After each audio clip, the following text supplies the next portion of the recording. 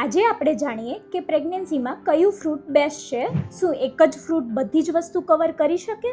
તો એનો જવાબ છે ના. તમારે પ્રેગ્નન્સીમાં મંથ વાઇઝ અલગ અલગ ફ્રૂટ કન્ઝ્યુમ કરવા જોઈએ.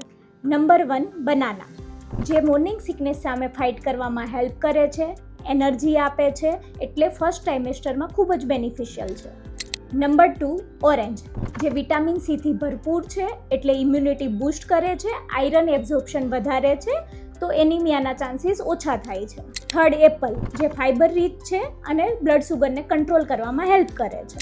નંબર 4 પોમોગ્રેનેટ, એટલે કે દાડમ, જે આયરન અને એન્ટીઓક્સિડન્ટ રીચ ફ્રૂટ છે.